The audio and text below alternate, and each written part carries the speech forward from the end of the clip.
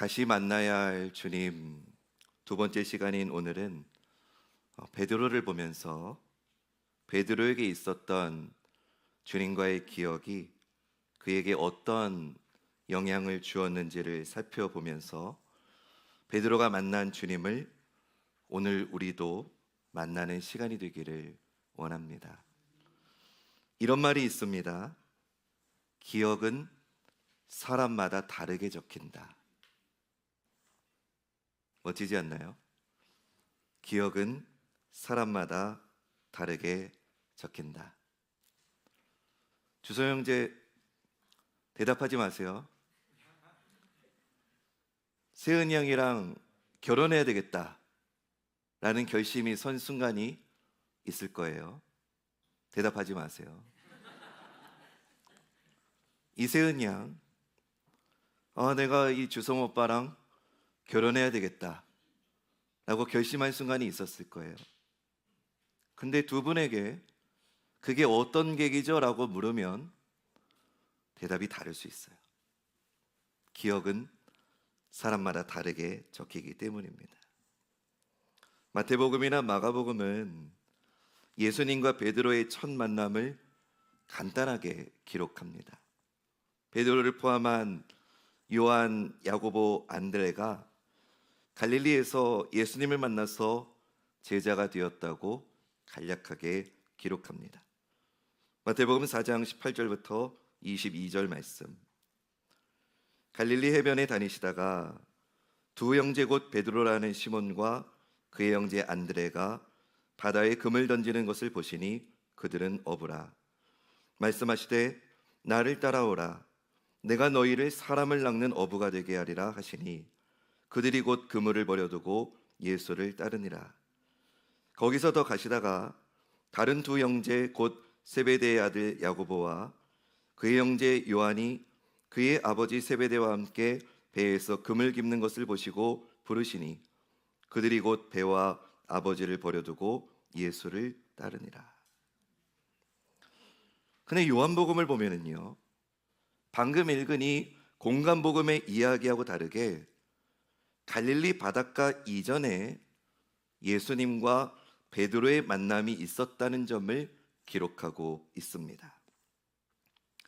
베드로를 포함한 요한, 야고보, 안드레가 예수님을 만나게 된 시발점에는 세례 요한이 있었습니다. 세례 요한이 회개의 세례를 주며 오실 그리스도를 광야에서 선포할 때 하나님 나라에 대한 갈망이 있던 수많은 젊은이들이 그를 따랐고 그의 제자가 되었습니다. 그 중에는 갈릴리에서 온 요한과 안드레가 있었지요. 그러던 어느 날 세례 요한은 세상 죄를 지고 가는 하나님의 어린 양이신 예수님을 만나게 되고 그때부터 예수님을 자기 제자들에게 소개해 줍니다. 이때 예수님을 알게 된 제자가 사도 요한과 안드레입니다. 안드레는 자기 형제 시몬을 찾아가서 우리가 메시아를 만났다고 말하고 그를 예수님께로 데려옵니다. 그리고 예수님은 안드레가 데려온 그 베드로를 보시고 하셨던 말씀이 오늘 우리가 읽은 본문 요한복음 1장 42절 말씀입니다. 우리 앞에 화면 보시면서 읽어보겠습니다. 시작.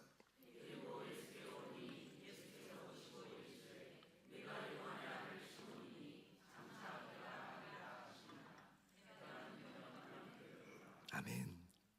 여기서 우리가 좀 주목해야 될 부분은요, 장차 개발하리라, 이 부분입니다.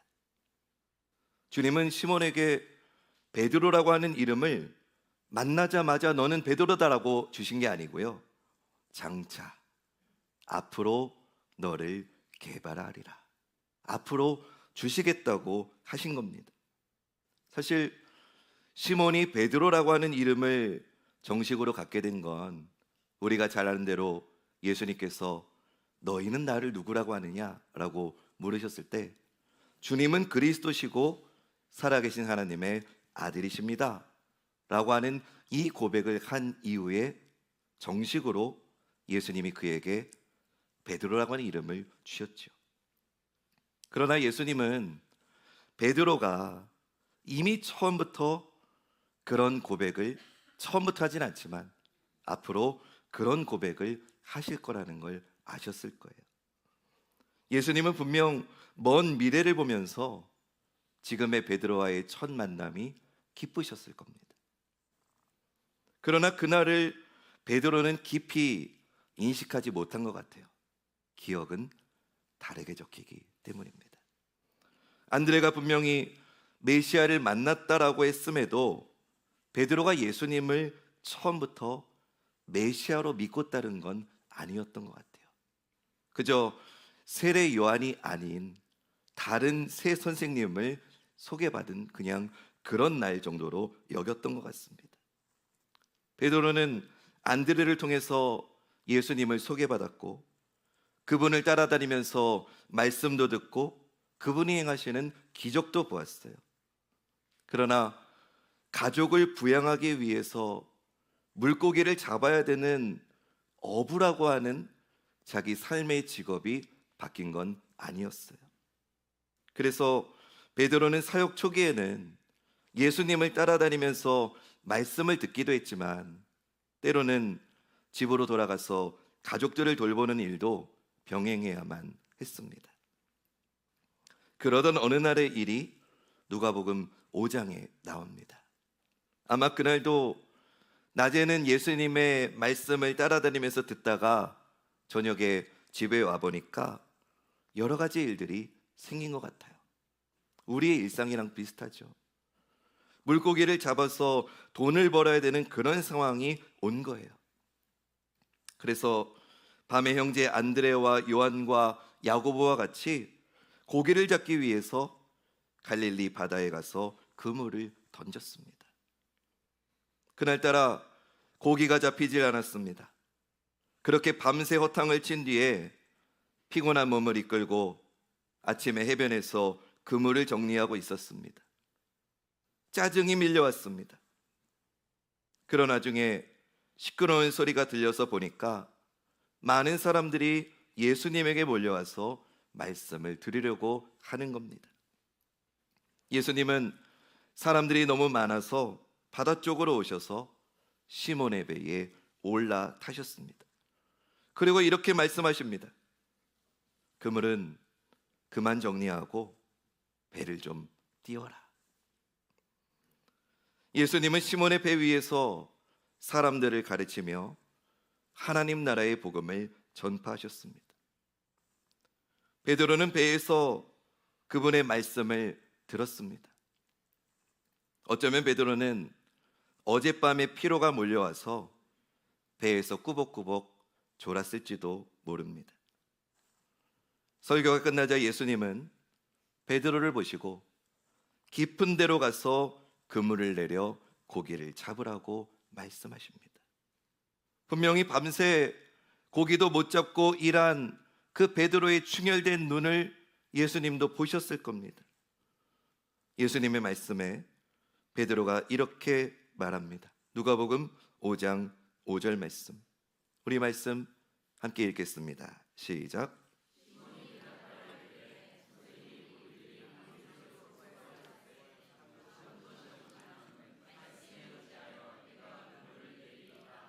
아멘.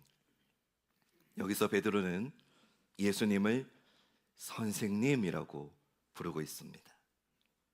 그는 안드레에게 메시아를 만났다는 말과 함께 예수님을 소개받았지만 그의 입에서 아직까지 예수님은 메시아가 아니었습니다. 그리스도가 아니었습니다. 주님이 아니었습니다. 이 갈릴리에서의 만남 전까지 베드로가 예수님을 대하는 태도가 바로 이 한 단어에 담겨 있습니다. 선생님. 베드로는 예수님이 그의 아버지 요셉에게서 목수 일을 배워왔다는 걸 알고 있었습니다. 자기는 오랫동안 어부로 일했는데 어업에 대해서는 아는 것이 없어 보이는 목수인 예수님의 말씀을 들어야 되나 잠시 생각했습니다. 그러나 말씀대로 해보기로 합니다. 그건 예수님의 말씀이 합리적이어서가 아니라 그 말씀이 하나님 나라를 선포하시는 예수님의 말씀이었기 때문이었습니다. 그는 다 씻어놓은 그물을 다시 잡고 깊은 데로 가서 그물을 던졌습니다. 기대감이 없진 않았지만 그렇게 크게 기대하지도 않았습니다. 그물을 던진 후 다시 끌어올리려는 순간 그물이 너무 무겁다는 걸 느꼈습니다. 너무 많은 물고기가 잡힌 거죠. 그래서 그는 자기 힘으로 잡힌 물고기가 너무 많아서 그 그물을 들어 올릴 수가 없어서 옆에 있는 요한과 야고보를 불러서 도와달라고 했습니다. 그리고 거의 찢어질 듯한 그물 속에 가득한 그 물고기를 건져 올렸지요. 밤새 한 마리도 잡지 못한 고기를 잔뜩 잡게 되니까 그 순간 기분이 너무 좋았습니다. 집에 있는 가족들에게도 이제 이 좋은 소식을 줄 수 있고 적어도 얼마 동안은 돈 걱정하지 않고 살아도 된다는 생각에 걱정을 조금이라도 덜었을 거예요. 자기뿐만 아니라 그 자리에 있었던 안드레나 요한, 야고보 모두가 놀라고 기뻐하는 순간이었습니다. 하지만 그 순간 베드로는 예수님을 보게 됩니다. 자신이 선생님이라고 부르는 그분의 웃는 모습을 보게 되었습니다. 그리고는 메시아를 선생님으로 따르는 제자라고 하면서 이렇게 물고기 잡아야지 삶을 연명하는 자기의 삶의 모습이 겹쳐 보였습니다. 이런 생각이 들었습니다. 나는 무엇을 찾아 다녔는가? 안드레가 나에게 메시아를 만났다고 했을 때 나는 무슨 생각으로 이분을 만났었나? 나는 이분이 물로 포도주를 만드시고 병자를 고치시고 하나님 나라의 복음을 전할 때 나는 무슨 생각으로 그 자리에 있었는가? 오늘 내 배에 올라오셔서 하신 말씀이 과연 무엇이었나? 이런 생각 가운데 베드로는 배에 가득 찬 물고기가 아니라 대조적으로 텅 비어 있는 자기 자신을 보게 된 겁니다. 그는 구약이 약속한 메시아를 기다렸어요. 로마의 압제가 끝나고 하나님의 나라가 올 것도 굳게 믿었어요. 그러던 중에 세례 요한을 알게 되었고 안드레와 요한과 야고보와 같이 자주 예수님의 말씀을 들으려고 갈릴리에서 저 멀리까지 가곤 했어요. 그러나 그에게는 동시에 부양해야 될 가족이 있었기 때문에 하나님 나라의 일에 모든 걸 쏟을 수는 없었지요. 이상과 현실 사이에서 나름대로 균형을 맞추려고 애썼어요. 어부로서 가족을 부양하려고 밤을 새며 물고기를 잡던 일이 한두 번이 아니었을 거예요. 그는 늘 마음속으로 잘하고 있다고, 이 정도면 잘 버티고 있다고 여기며 살았지요. 그런데 오늘 이 순간이 베드로에게는 충격이었던 겁니다. 무기력하게 밤을 보내고 한숨 쉬며 그물을 씻던 그 시간이 방금 전이었는데 물고기가 갑자기 많이 잡히자 금세 마음이 풍성해지는 자신이 너무 형편없게 느껴졌습니다. 그는 자신의 이런 모습을 견딜 수가 없었습니다. 그래서 예수님 앞에 무릎을 꿇었습니다. 물고기가 많이 잡힌 기적 때문이 아니라 하나님 나라에 대한 이상과 삶의 현실 속에서 자기가 절망하고 있는 자기의 초라함 때문에 주님 앞에 엎드렸습니다. 누가복음 5장 8절 말씀 읽겠습니다. 시작.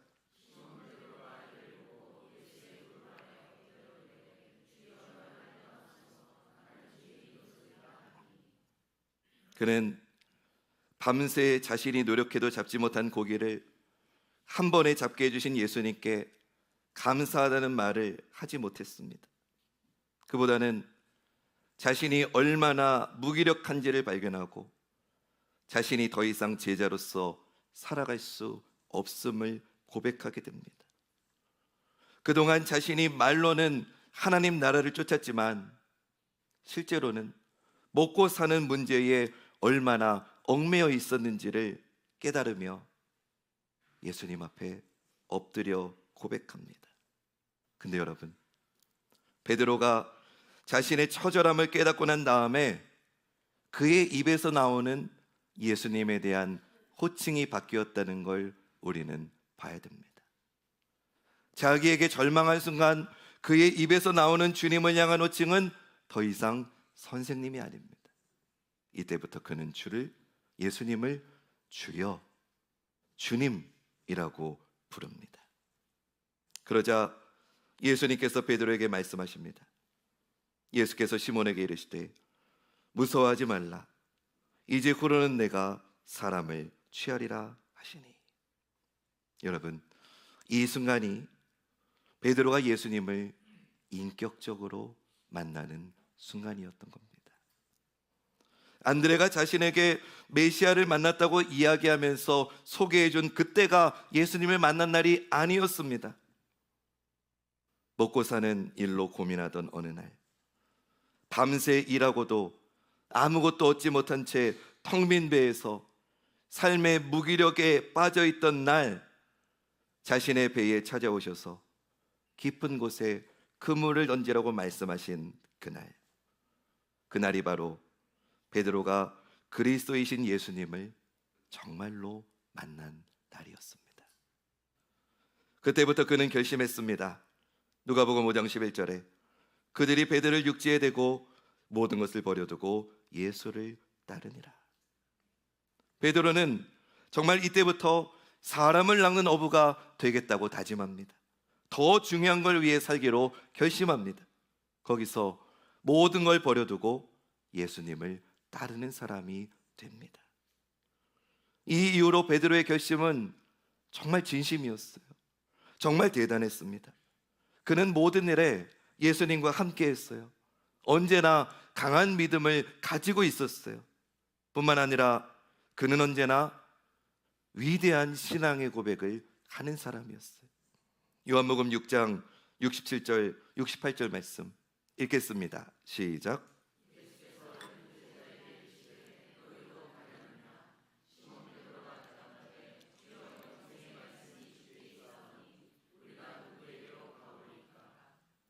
많은 사람들이 예수님에게 실망하고 실족하고 주님을 떠났을 때 주님이 물으십니다. 너희도 가려느냐? 그때 베드로가 대답합니다. 주여, 영생의 말씀이 주께 있는데 우리가 누구에게 가겠습니까? 놀라운 믿음의 고백입니다. 또 그는 모든 교회의 기초가 되는 신앙 고백이 되는 놀라운 고백을 성령의 인도하심 가운데 말하게 되죠. 마태복음 16장 15절 16절 말씀, 우리가 너무나 잘 아는 말씀이죠. 고백합니다. 시작.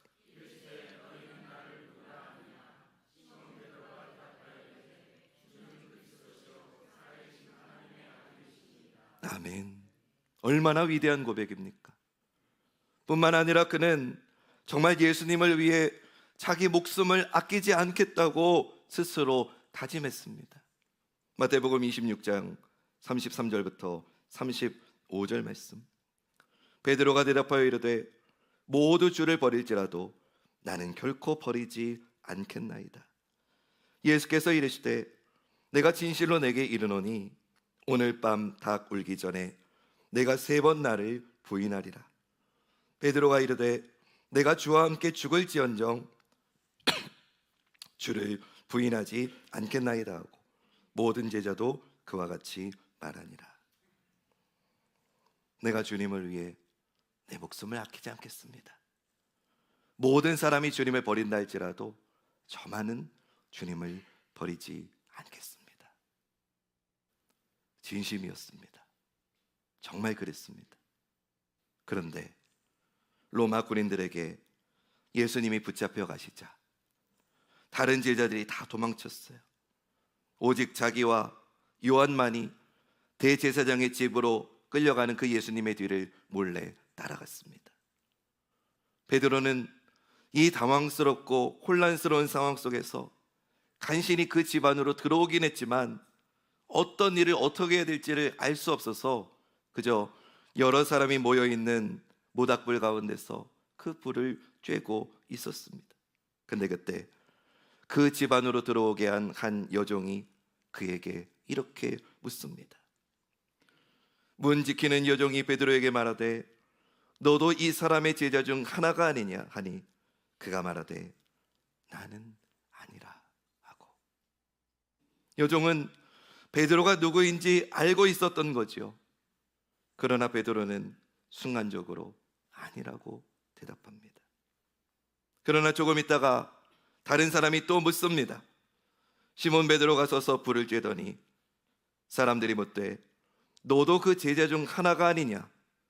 베드로가 부인하여 이르되 나는 아니라 하니. 당황한 베드로는 다시 아니라고 합니다. 그러나 그렇게 묻던 사람 가운데 베드로가 귀를 자른 대제사장의 종의 친척이 있었어요. 그가 이렇게 말합니다. 대제사장의 종 하나는 베드로에게 귀를 잘린 사람의 친척이라. 이르되 내가 그 사람과 함께 동산에 있는 것을 내가 보지 아니하였느냐. 어두운 밤 불빛 속에서 베드로가 말고의 귀를 자른 걸 본 사람이 있었던 거예요. 그러나 베드로는 더 강하게 아니라고 말합니다. 마가복음 말씀을 보면 이때 베드로는 예수님을 저주하면서 모른다고 맹세했다고 말합니다. 베드로가 주님을 모른다고 말하는 순간 대제사장 집안에서 신문을 받던 예수님께서 고개를 돌려서 그 베드로를 쳐다보십니다. 그 순간 베드로는 예수님과 눈이 마주치고 그때 주님이 하신 말씀이 기억이 났습니다. 누가복음 22장 60절부터 62절 말씀 읽어봅니다. 시작.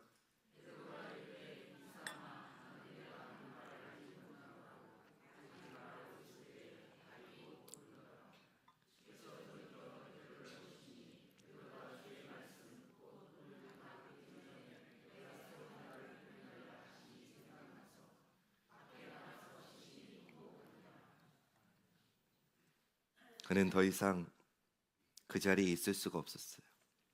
도망쳤어요. 숨었어요. 자신에게 절망했어요. 그토록 비겁한 자기를 도저히 용서할 수가 없었어요.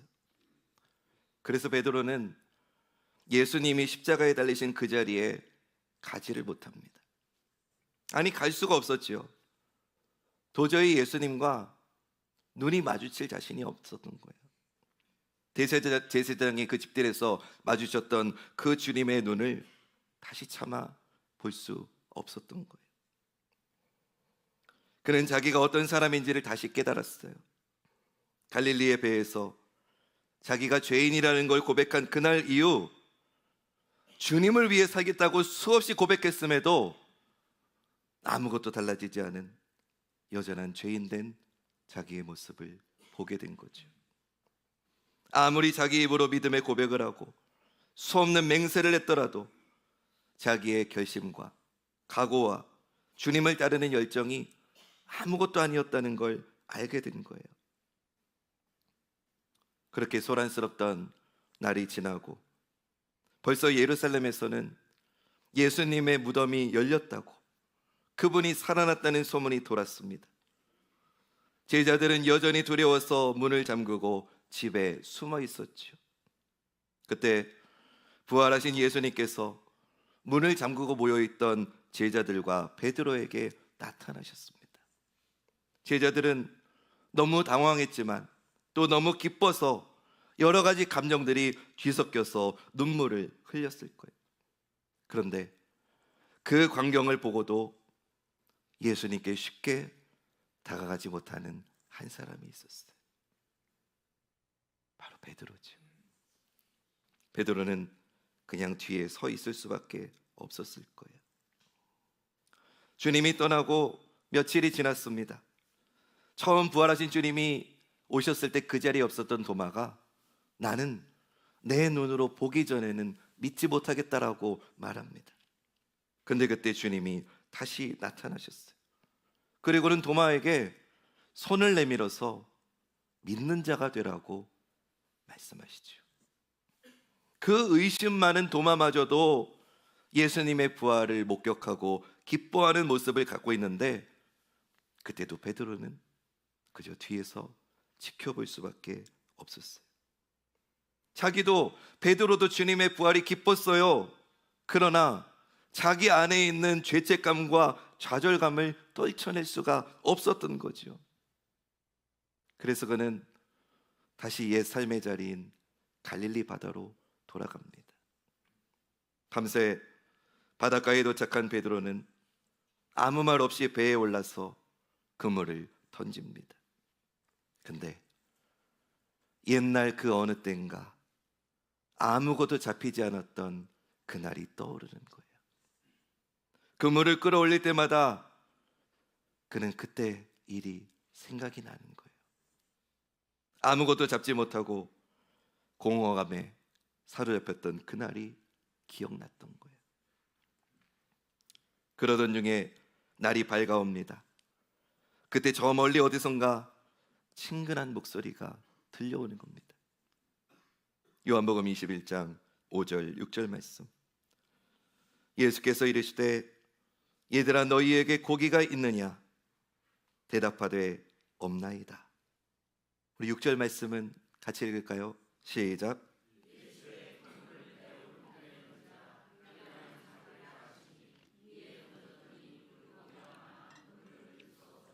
아멘. 언젠가 경험했던 그날이 데자뷰처럼 떠오르는 거예요. 요한이 베드로에게 말해줍니다. 주님이시라고, 예수님이라고. 이미 주님은 불을 피워놓고 식사를 준비하셨어요. 예수님이 먹을 것을 제자들에게 주셨는데 그 누구도 그 어떤 말도 하지를 못합니다.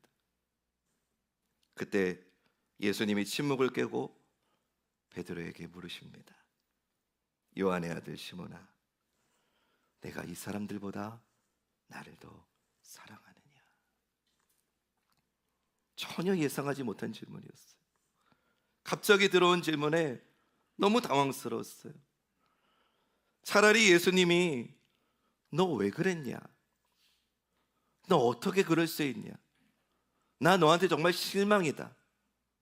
이렇게 말씀하셨다면 변명을 하건 용서를 구하건 할 텐데 너무 뜻밖의 질문을 하시니까 베드로가 너무 목이 메는 거예요. 간신히 대답합니다. 내가 주님을 사랑하는 줄 주께서 아십니다. 3번을 물으십니다. 내가 나를 사랑하느냐? 이날이 베드로가 주님을 다시 한번 첫사랑의 기억을 떠올리며 다시 한번 주님을 만난 날이었어요. 그때서야 베드로가 주님이 하신 모든 말씀이 기억이 나는 거예요. 특별히 그의 마음속에 되새겨지는 말씀이 저는 이 말씀이라고 생각해요. 마태복음 16장 24절 말씀, 우리 마지막으로 함께 읽겠습니다. 시작.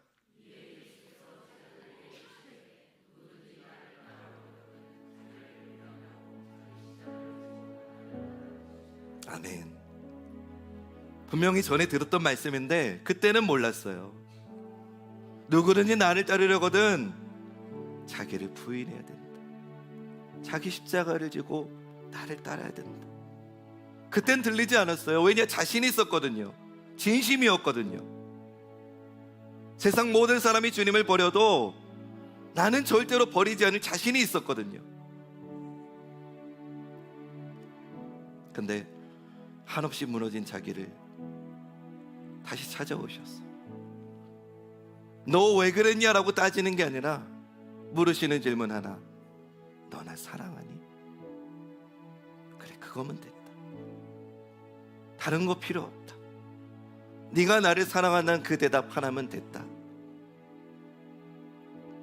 그 사랑을 경험하고 나니까 주님의 이 말씀이 정말 믿어지는 거예요. 누구든지 나를 따라오려거든 자기를 부인하고 자기 십자가를 지고 나를 따를 것이니라. 사랑하는 여러분, 우리가 신앙생활하면은 여러 가지 계기들이 있습니다. 때로는 믿음이 충만해가지고 결심할 때 있습니다. 열심을 서원할 때도 있습니다. 반대로 때로는 한없이 무너지는 나를 보면서 실망하고 정말 나는 아무 자격이 없다고, 주님을 더 이상 바라볼 수 없다고 느껴질 때가 있습니다. 그러나 그때 여러분 기억하세요. 주님은 언제나 우리를 먼저 찾아오시고 우리를 먼저 기다리시는 분이라는 걸 꼭 기억하시기 바랍니다. 주님이 우리에게 찾아오셔서 물으시는 건 언제나 하나입니다. 너나 사랑하니? 주님, 제가 새벽 기도를 못했는데요, 제가 11조를 못했는데, 그런 거 아무것도 안 물어보세요. 주님이 언제나 우리에게 물으시는 건 딱 하나: 사랑하는 아들아, 사랑하는 내 딸아, 네가 나를 사랑하니? 이제 우리가 주님께 대답해야 됩니다. 주님 아시지요. 너무 형편없지만, 너무 엉망이지만, 너무 절망이지만 내가 주님 사랑하는 거 주님이 아시지요. 이 한마디면 주님은 그것으로 됐다 라고 말씀하시며 우리에게 다시금 사명을 주실 줄로 믿습니다. 때로는 넘어지고 때로는 또 실족하고 심지어는 주님을 부인하고 저주하는 우리이지만 내 안에 주님을 향한 사랑이 있다면, 다시 돌아올 수 있는 주님과의 그 첫사랑의 기억이 있다면 오늘 그것을 회복하시기를 주님의 이름으로 축원합니다. 혹시 여러분들 가운데 그 주님과의 첫사랑이 아직 없다고 느껴지는 분이 있다면 오늘 이 시간이 그 주님을 인격적으로 만나는 첫날이 되시기를 주님의 이름으로 간절히 축복합니다. 이제 들은 말씀을 삶으로 이어가십시오. 그럴 때 먼저 가신 주님을